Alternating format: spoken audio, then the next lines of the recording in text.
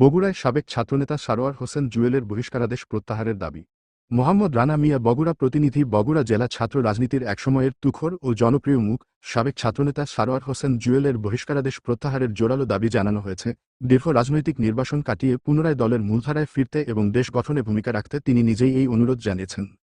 সারোয়ার হোসেন জুয়েল তার রাজনৈতিক ক্যারিয়ারে বগুড়ার ছাত্রদলকে সুসংগঠিত করতে গুরুত্বপূর্ণ ভূমিকা পালন করেছিলেন।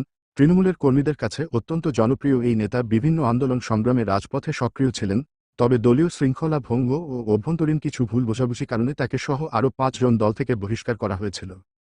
দীর্ঘদিন দলের বাইরে থাকলেও নিজের আদর্শ থেকে বিচ্যুত হননি বলে দাবি করেন জুয়েল। তিনি জানান, আমি সবসময় দলের আদর্শকে হৃদয়ে ধারণ করেছি। মানুষ ভুলের ঊর্ধ্বে নয়। যদি কোনো ভুল হয়ে থাকে তবে আমি ক্ষমা প্রার্থী। রাহিম, আসসালামু আলাইকুম।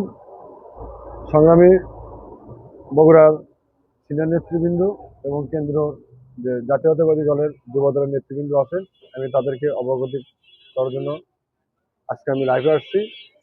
এবং আমি বলতে চাই যে আমরা ৬ জন যে বহিষ্কার ছিলাম বগুড়া থেকে, আমি গতকালকে নিউজে দেখতে পারলাম যে ৬ জনের মধ্যে ৫ জনের বহিষ্কার উঠায় নিল।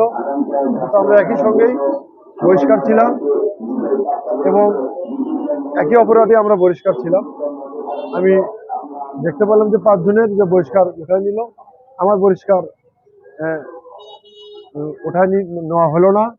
আমি আমার সিনিয়র নেতৃবৃন্দকে এবং কেন্দ্রীয় নেতৃবৃন্দকে আমি আগত আবেদন জানাতে চাই যে আমার বহিষ্কারকেও আপনারা প্রত্যাহার করে নিয়ে আমাকে দলের পক্ষে, জাতীয়তাবাদী দলের পক্ষে কাজ করার সুযোগ করে দিবে এবং আমি যেন সততার সহিত দলের যে নীতি আছে সেই নীতি ধরে রেখে আমি যেন আমার দলের পক্ষে আমি যেন কাজ করতে পারি এবং আমাকে ক্ষমার দৃষ্টিতে দেখবেন। তাহলে আবার তদন্ত শুরু।